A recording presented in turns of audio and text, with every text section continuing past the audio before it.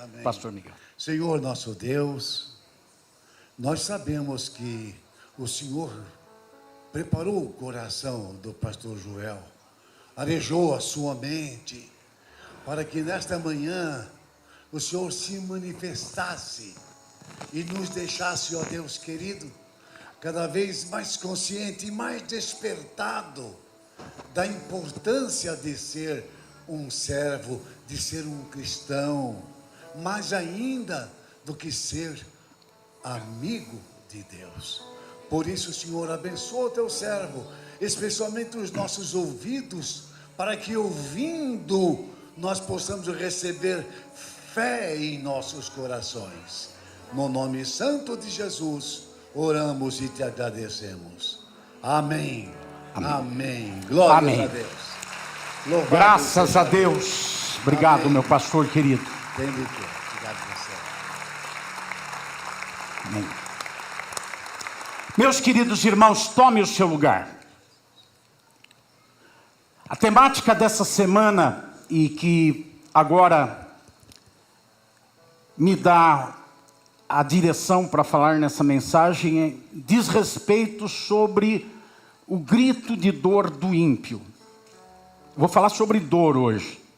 Para um ancião de 62 anos, no dia do seu aniversário, falar de dor é coisa de cátedra. Na verdade, todo mundo tem dor. Aqui nesse texto, uma frase forte no início dele, é um decreto do Senhor de que em todo o Egito haverá gritos de dor. Os irmãos sabem que o Egito, na simbologia bíblica, representa o mundo e o sistema do mundo. O Egito, naquela época, era um país. Mas no decorrer dos anos e pela emblemática, pela sistemática bíblica, o Egito representa o mundo. Todos os países, continentes em todos os tempos. Portanto, a gente alarga o sentido dessa frase para chegar à conclusão que em todo mundo haverá gritos de dor. E a dor é experimentada, de fato, em todo mundo. E há 3 verdades, no mínimo, incontestáveis sobre a dor. A primeira verdade é que a dor é universal. A dor é uma realidade da vida humana. Todos têm dor. Desde o Éden até o final dos tempos, todos têm e terão dor. Em todos os lugares há dor. No palácio, no casebre, todas as classes sociais, pessoas crentes e ateus, todos têm dor. Quem já teve ou tem dor, diga aleluia. Quem não falou, talvez está com tanta dor, que não consegue nem falar. Todos sabem o que é dor. Todos sabem o incômodo que a dor traz. A segunda realidade incontestável no meu modo de ver, e que todo mundo sabe que é uma realidade, é que a dor tem muitas expressões. Tem a dor física, a dor do corpo, a dor da doença, a dor das dificuldades pela idade que vai chegando. Tem a dor espiritual, a dor daquele vazio interior, daquela ansiedade por algo que não se sabe o que. A dor pela falta de sentido na vida. Essa é a dor espiritual. Além disso, tem a dor emocional, a dor da alma. A dor que assola os pensamentos com as preocupações, as ansiedades, as inquietações. A dor que avassala as emoções devido às frustrações da vida, às decepções, às traições, as dores causadas pelos desencantos com esse mundo. Existe a dor que é resultado dos nossos erros, das nossas decisões erradas. Uma dor que pode ser física por decisões erradas que envolvem o físico, espiritual, emocional, devido às decisões erradas que tomamos, mas também tem a dor por causa das decisões erradas dos outros, daquelas pessoas que estão perto da gente e que de alguma forma têm inferência na nossa vida. Quantos filhos trazem dores para os seus pais? Quantos pais trazem dores para os seus filhos? Quantos maridos em relação à esposa e esposa em relação ao marido? Quantos amigos e às vezes até entre irmãos de fé? Um causa dor no outro por causa das suas decisões erradas. Quantas pessoas que com os seus pecados no nosso meio causam dor à igreja? Causam a dor do escândalo, a dor da vergonha, a dor do vitupério oferecido a Cristo sem Ele merecer. Porque simplesmente pessoas tomam decisões erradas na vida. A dor, ela tem muitas expressões. A terceira verdade é que a dor é a resposta que Deus deu ao pecado. Antes do pecado não havia dor. E nós não fomos criados para viver nem no pecado e nem com dor. Basta uma olhada rápida em Gênesis, na criação, nós vemos que Deus criou tudo perfeito e colocou o homem no lugar perfeito, e não havia nenhum resquício, nenhuma sombra que trouxesse dor ao homem. Mas quando entrou o pecado no mundo, a resposta que Deus deu foi a dor. Olhamos para Gênesis, no capítulo 3, onde conta essa entrada da dor no mundo por causa da entrada do pecado no mundo. Nós vemos que Deus veio e trouxe 4 juízos, em 4 direções. O primeiro juízo que Deus trouxe é a dor oferecida a Satanás, ao diabo, ao tentador. No capítulo 3, versículos 14 e 15, o Senhor indica que Satanás estará debaixo de uma maldição. Qual a maldição? Ele vai rastejar e vai comer pó. O texto diz: por causa do que você fez, você será castigada. Entre todos os animais, dizendo a serpente, que era a incorporação do diabo, de Lúcifer, entre todos os animais, só você receberá esta maldição. De hoje em diante você vai andar se arrastando pelo chão e vai comer o pó da terra. O diabo já conhecia a dor, porque antes ele foi um querubim de Deus, e pela rebelião ele foi afastado da presença de Deus, e ele conheceu a dor. Ele pecou e trouxe sobre si dor, uma dor incurável. Então ele veio ao mundo para olhar para a criação, para olhar para o homem, para a mulher, para mim e para você, e dizer: eu quero que eles tenham dores, e então eu vou trazer o pecado também sobre eles. E Satanás veio e tentou Adão e tentou Eva, incutindo neles o pecado, levando eles ao desejo de pecar e trazendo a dor. Mas porque ele fez isso, foi acrescentada dor sobre dor. Ele já tinha a dor de ser afastado de Deus, a dor de perder a sua posição privilegiada, a dor de ser um condenado por toda a eternidade. E agora ele vai ter uma outra dor: ele vai rastejar e vai comer o pó da terra. Por isso não deixe o diabo levar vantagem na tua vida. Ninguém recebeu essa sentença, só ele. Ele é que vai rastejar e comer o pó da terra. E o apóstolo Paulo diz que em breve ele será esmagado debaixo dos nossos pés, porque o lugar dele é rastejar. Não dê glória a Satanás. Diga ao seu irmão: não dê glória ao diabo. Tem gente que acorda dando glória ao diabo. Hoje o diabo acordou comigo, hoje o diabo está me perseguindo, o diabo está acabando com a minha vida, o diabo está fazendo isso, o diabo está fazendo aquilo. Ele não faz nada, ele só faz aquilo que as pessoas permitem que eles façam, porque na essência dele, ele é um condenado a rastejar e comer do pó da terra. Mas a dor infringida a Satanás vai além, e além de rastejar e comer o pó da terra, o Senhor diz nesse texto ainda, no versículo 15: haverá uma intriga entre você e a mulher, e haverá uma intriga entre a sua descendência e a descendência da mulher, se referindo àquele que nasceria da mulher e um dia iria pisar na cabeça da serpente, na cabeça de Satanás. De quem que ele está falando? Jesus. A dor de Satanás não era temporal, é eterna, porque ele será esmagado eternamente. A dor de Satanás é terrível. Mas Deus também trouxe juízo sobre a mulher. Ele trouxe a dor para a mulher. No versículo 16, diz que a dor da mulher agora ia se manifestar naquilo que deveria ser o maior momento de prazer dela. Agora, com dores, você dará à luz. Dizem, e eu acredito, e deve ser um fato, que essa sensação de gerar um ser dentro de si, só mulher tem esse privilégio.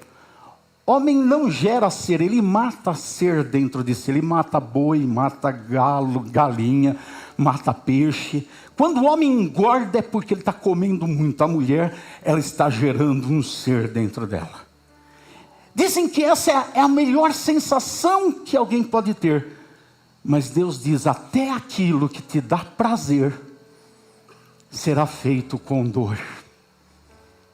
Como resposta ao seu pecado. Eu não te criei para comer do fruto proibido. Eu não te criei para pecar. Vamos imaginar numa loucura de alguns instantes que a história fosse totalmente diferente. Quando Satanás chegou e disse, olha aquele fruto, veja como ele é belo. A mulher se levantasse, dizem que é maçã, não sei se é, acho que não é.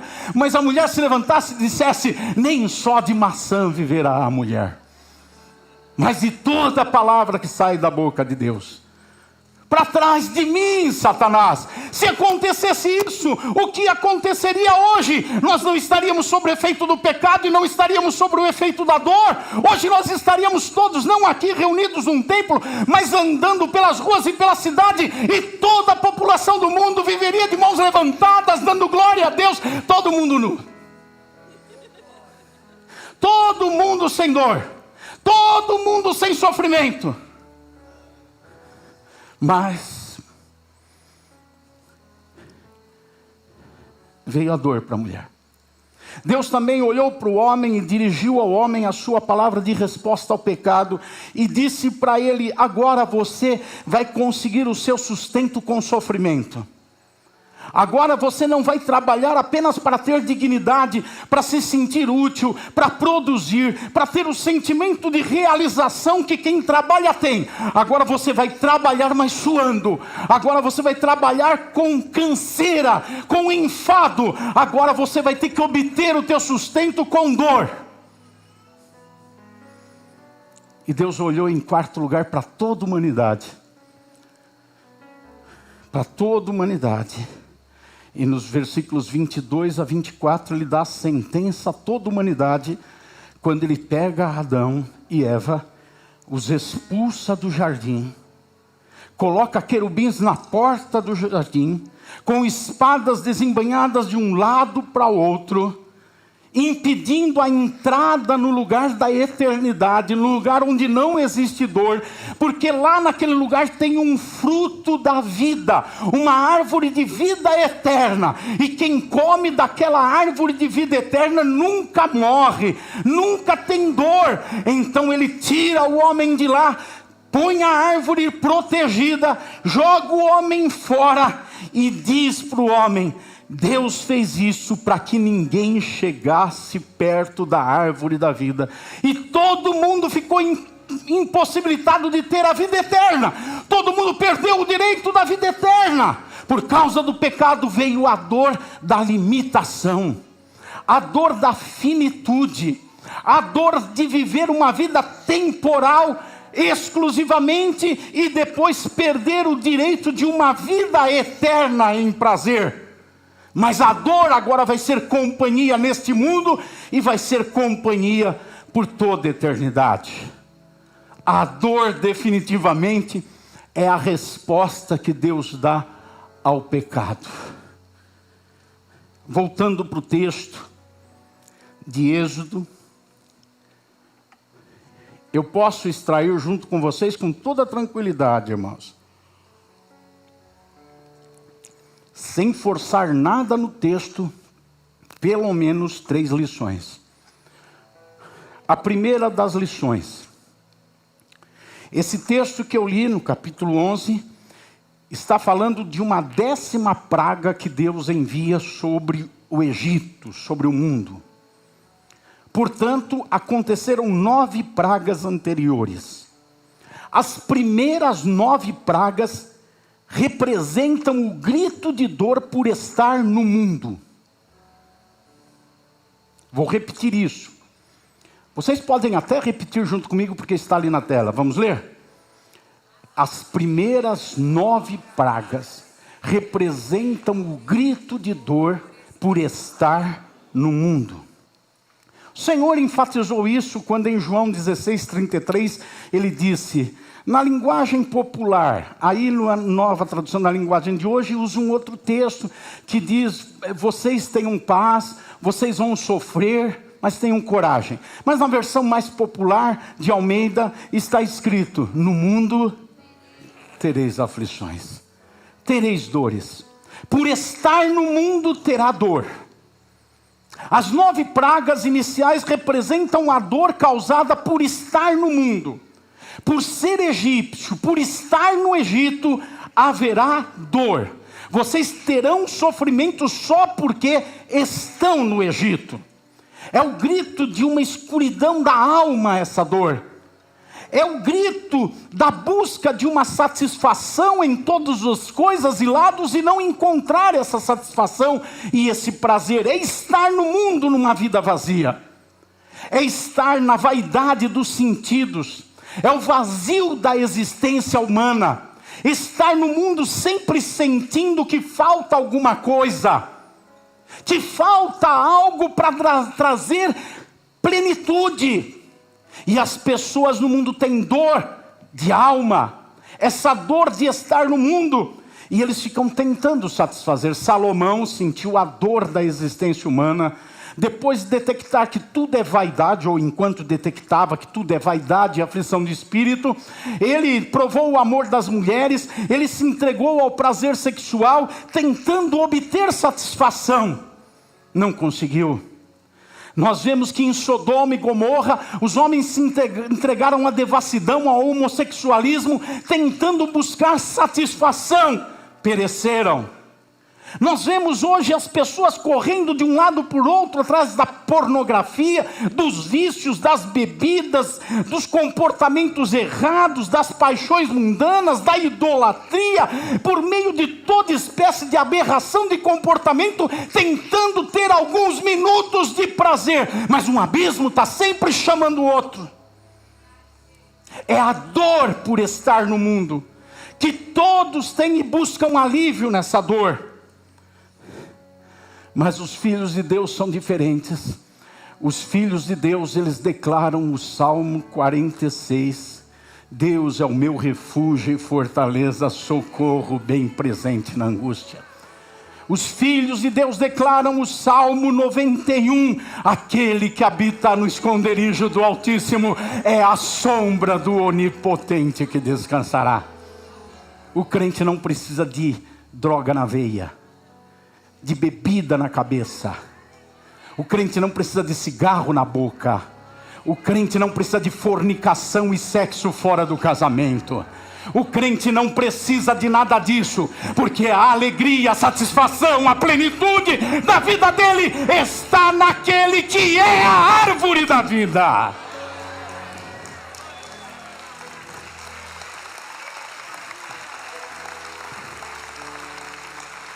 O salmista Davi, ele diz no Salmo 131, versículo 2: assim como a criança desmamada fica quieta nos braços da mãe, assim eu estou satisfeito e tranquilo, e o meu coração está calmo dentro de mim. Essa é a resposta para a dor do mundo. A dor que temos, Nós temos as dores por estar nesse mundo. Não somos desse mundo, mas temos as dores por estarmos neste mundo. Mas a nossa resposta à dor está na confiança em Deus. O Salmo 42, versículo 5, diz: por que estou tão triste? É uma pergunta que o salmista faz para si. Por que eu estou com tanta dor, tão aflito? Ele tem a resposta: eu sei o que eu vou fazer. Eu não vou para uma bicada. Eu porei a minha esperança em Deus, e ainda o louvarei. Eu não vou buscar uma aventura fora do casamento. Ele é o meu Salvador e o meu Deus. É em Deus que eu coloco a minha esperança. A dor para o mundo, ela traz um desespero por buscar alguma coisa que alivie, e não tem resultado. A dor para os filhos de Deus, ela os incita a buscar mais a Deus. Como é que você está vivendo? Como filho de Deus ou como filho do mundo? Segunda lição que podemos aprender nesse texto. Agora falando da 10ª praga. A 10ª praga representa o grito de dor de quem vai para o inferno. Sabem por quê? Porque as 9 pragas anteriores trouxeram dor, mas não trouxeram morte. A única das 9 pragas anteriores que trouxe morte foi a 7ª, de chuvas de pedra que saiu do céu, que caíam do céu, e a Bíblia diz que matava tanto animais como homens. Só que antes da chuva de pedra, Deus disse: fique na sua casa, se proteja e se guarde, todos, egípcios e israelitas. Aquele que não ficar na sua casa, seja egípcio ou israelita, quando vier a chuva de pedra, sofrerá o dano da morte. Mas houve uma prevenção para que não chegasse a morte com a dor da 7ª praga. Vejamos rapidamente as pragas. Primeira praga: as águas viram sangue. Há um grito de dor por sede. Há um grito de dor de nojo. Mas ninguém morre, só os peixes. A segunda praga: enxame de rãs. Tem um grito de cheiro ruim. Aquelas rãs vinham e morriam, e ficava aquele cheiro desagradável, mas ninguém morre. Veio a praga de piolhos, todo mundo fica cheio de coceira e grita por causa da coceira e se raspa por causa da coceira, mas ninguém morre. Vem a dor das moscas, a terra fica arruinada, diz a Bíblia, mas ninguém morre. Vem então a peste nos animais. Tem prejuízo financeiro, o gado morre, a riqueza vai embora, mas ninguém morre. Vem a dor das úlceras no corpo, doenças, feridas, mas a Bíblia não fala sobre ninguém ter morrido. Vem doenças, mas ninguém morre. Vem a chuva de pedra que eu citei para vocês. Aqui tem morte, mas para aqueles que não ouvem o que Deus fala, que não se posicionam diante do que Deus fala, porque a morte não é algo conclusivo na chuva de pedras.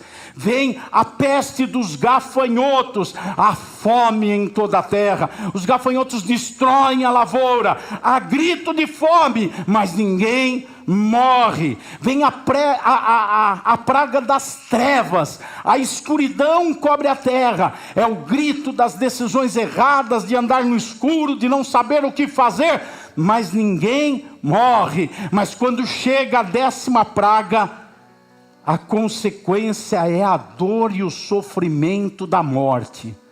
Os primogênitos morrem e agora não tem mais consolo, não tem mais o que fazer. Vem piolhos e piolhos vão embora. Vem escuridão, mas ela cede lugar à luz.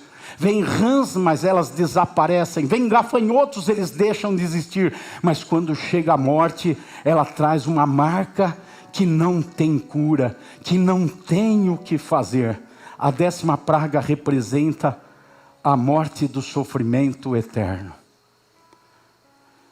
A 10ª praga representa o sair do Éden e ficar longe da árvore da vida.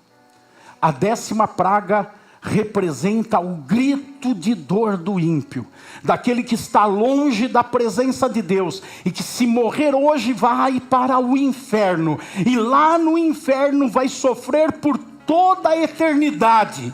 É a 10ª praga. Deus fala com 9 pragas, chamando a mudança de comportamento e atitude. Não há resposta favorável. Então vem a 10ª praga.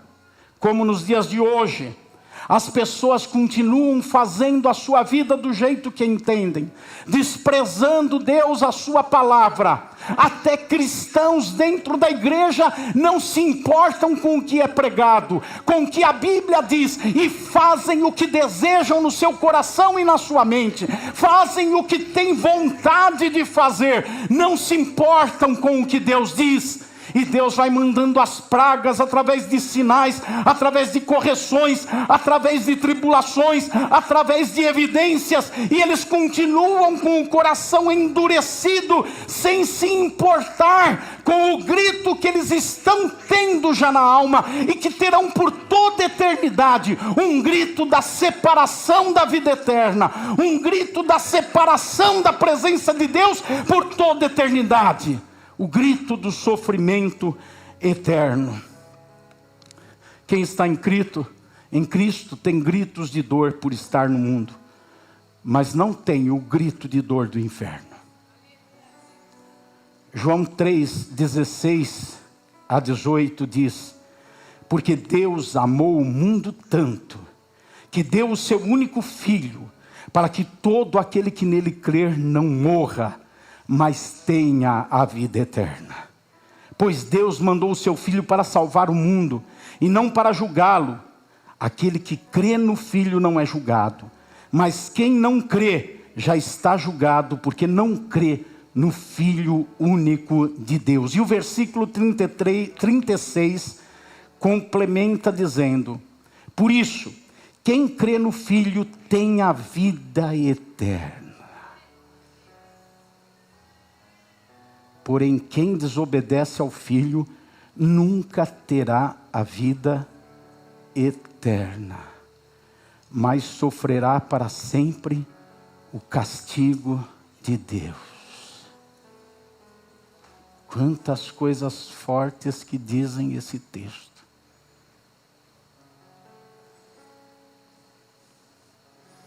Deus está olhando do céu para a terra, marcando o próximo horário que Ele vai descer para ter comunhão com Adão e Eva. Mas um dia, eles são assolados pela tentação, cedem e pecam. E a visita de Deus se torna uma visita incômoda para eles. Deus dá resposta ao pecado deles, trazendo dor. E a maior das consequências é a dor de sair do Éden e ficar longe da árvore da vida. Porque agora o homem está com o pecado. E o pecado traz como resposta de Deus a dor. Todavia Deus amou o mundo de tal maneira que enviou o seu Filho unigênito, para que o seu Filho fosse a uma cruz e desse a resposta ao pecado, dor. Isaías fala que Jesus foi o varão das dores, aquele que tomou sobre si a nossa dor, aquele que levou sobre si o castigo, que agora nós temos a possibilidade de ter paz. Deus colocou o homem fora do Éden para que a árvore da vida ficasse protegida, o homem não comesse e vivesse eternamente na condição de pecado com dor. Deus poupou o homem de comer e viver eternamente em pecado e com dor. Agora Deus enviou o seu Filho Jesus Cristo para que Ele subisse no Calvário, na cruz, carregasse nossos pecados e culpas, sofresse a nossa dor, e aquele que nele crê terá a vida eterna. A porta do Éden se abre, entrará e comerá da árvore da vida, e esse que come da árvore da vida agora não terá mais a dor, o grito da dor do ímpio, aquele que vai gritar no inferno. Os gritos de dor no inferno são terríveis. O texto diz: em todo o Egito haverá gritos de dor. Hoje as pessoas estão gritando por causa das dores deste mundo. E eu grito às vezes, você também grita. Por causa das dores deste mundo. Mas os ímpios somarão a isso o grito de dor do inferno. Não só quando chegarem no inferno. Já neste mundo começarão a gritar a dor do inferno. É um grito por toda a eternidade, de agora e para sempre. A Bíblia explica como que vai ser esse grito. Lucas 16, versículo 23 e 24 diz que esse lugar é um lugar de tormento no fogo. Todos os textos bíblicos que falam de inferno trazem a ideia de fogo que não se apaga. Um fogo que não destrói, apenas atormenta. O dicionário de sil.com, ele diz que tormento é uma sensação de aflição constante, que não passa, que não cessa. É uma angústia e uma dor interior que nunca tem fim. É o grito de dor do inferno. Jesus disse que todos terão aflição no mundo, mas os ímpios terão aflição na eternidade. Daniel capítulo 12, versículo 2 diz que o inferno é um lugar de vergonha e desprezo eterno. Hoje até o ímpio acha que Deus o ajuda.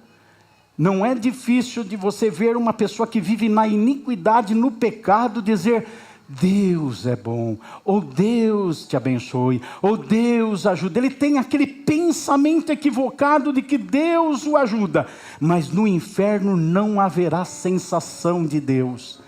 Não haverá esperança em Deus. Não haverá nenhuma possibilidade de aguardar algo de Deus. A Bíblia conta uma parábola de um rico que morreu e foi para o inferno. E lá no inferno, sentindo a dor profunda, o fogo que não destrói, mas que causa tormento eterno, ele faz pedidos. Manda alguém, manda um anjo falar com os meus irmãos, para que eles não venham para cá. Mas ele nunca fala: me tire daqui. Ele nunca fala: me livre dessa dor, me livre desse mal. Porque acabou a sensação de um Deus salvador, de um Deus bondoso, de um Deus provedor, de um Deus curador, de um Deus que ocupa o lugar daquele que está com dor. Ali no inferno isso não haverá mais. Eu termino dizendo que os justos não gritarão desse jeito. Eles continuarão gritando pela dor deste mundo. Não se engane pensando que porque você está em Cristo não terá dor neste mundo. Jesus te livrou da dor do inferno. Do grito de dor do inferno. O texto inicial diz: em todo o Egito haverá gritos de dor. Mas entre os israelitas nem mesmo um cachorro latirá para uma pessoa ou um animal. O Senhor faz diferença entre os egípcios e os israelitas. Eu tenho 3 certezas. Uma primeira certeza que eu tenho, sem nominar, sem olhar para ninguém e apontar o dedo para ninguém. Mas a primeira certeza que eu tenho, absoluta, porque a Bíblia me dá uma base sólida para ter essa certeza, é que nesse grupo de pessoas que está aqui no templo, tem algumas pessoas, não sei precisar quantas, que se morrerem hoje, vão para o inferno. E vão gritar por toda a eternidade, o grito de dor do fogo que queima, não destrói, mas atormenta. Uma sensação de aflição por toda a eternidade. Aqui tem pessoas que estão nessa condição. E se morrerem hoje, vão para o inferno.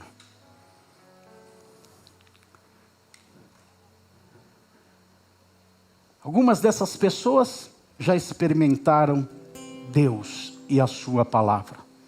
Já comeram do fruto da árvore da vida. Mas o desprezaram, saíram do Éden, se afastaram. Outras pessoas talvez nem sabiam disso. apenas estão sentindo o reflexo desse grito de dor que tem, porque tem a sensação de inferno na sua vida. A segunda certeza que eu tenho: Deus ama a todos e preparou um caminho para que todos possam ser salvos e livres da condenação eterna. Ele chamou Jesus Cristo e o enviou ao mundo, para que Jesus carregasse sobre ele as nossas dores.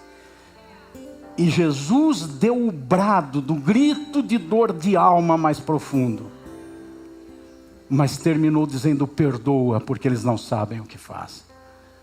Há uma porta aberta para todos. É a minha terceira certeza.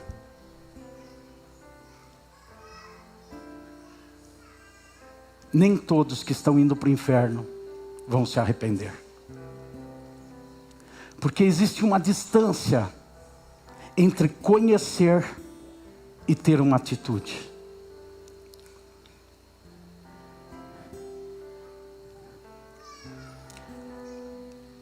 Para que você se livre do grito de dor do inferno, você precisa receber Jesus como seu Salvador. Você precisa voltar para Ele. E eu desci aqui para abraçar quem quiser, nesta manhã, mudar o seu destino eterno. Porque você que se enquadra dentre aquelas pessoas que eu disse, que se morrerem hoje vão para o inferno, você sabe disso. Você já tem um grito de dor na tua alma e você sabe disso. Mas tem uma distância entre você e esse lugar onde eu estou. Não é uma distância medida por metros física. É uma distância medida por humildade ou orgulho. Para que você saia da condição de alguém que vai gritar por toda a eternidade no inferno, você precisa vencer essa distância e sair do lugar do orgulho. O lugar do orgulho pode ser na primeira fileira, pode ser na galeria, no lugar mais distante fisicamente daqui onde eu estou. E precisa ir para o lugar de humildade. É por isso que a Bíblia diz: se você reconhecer que Cristo é o Salvador em teu coração, com a sua boca confessar, você será salvo. Porque a Bíblia está dizendo que precisa sair do orgulho e ir para a humildade. Mas tem gente que prefere morrer orgulhoso. Eu já fui em hospital e vendo gente ali à beira do abismo da morte e dizer para ele: você vai morrer, a pessoa está morrendo, ela sabe que vai morrer daqui 10 minutos, 15 minutos. E dizer para ele: você vai ter que se encontrar com Deus, e você vai para o céu ou para o inferno. E ele dizer: eu quero ir para o inferno. Eu já vi isso. Porque teria que se humilhar e dizer: eu sou um pecador que estou afastado de Deus, e eu quero receber Jesus como aquele que tomou sobre si os meus pecados. É sair da posição de orgulho e vir para a posição de humildade. Será que algum daqueles que hoje sabe no seu interior que não é salvo? E alguém pode pensar, como se popularmente se diz: Deus é que sabe. Não, você que sabe.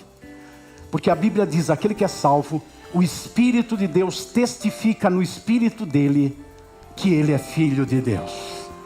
Ele tem certeza que ele é filho de Deus. E não é um convencimento mental, é a voz do Espírito Santo. Mas aquele que pensa: Deus é que sabe, eu não sei, esse é alguém que vai ter o grito de dor do inferno na sua alma, se já não tem.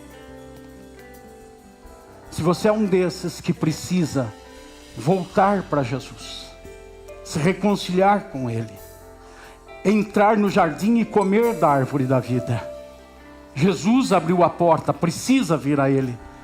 Se você é um daqueles que precisa aceitar Cristo, receber Cristo na sua vida como seu Salvador, eu quero te abraçar, quero te dar um abraço. Vem aqui para eu te abraçar. Vença essa distância do orgulho até a humildade.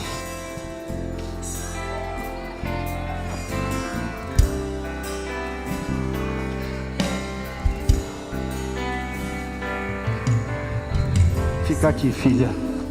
Uma esposa de pastor, abraça, por favor. Posso falar uma coisa com você? Fala, meu filho.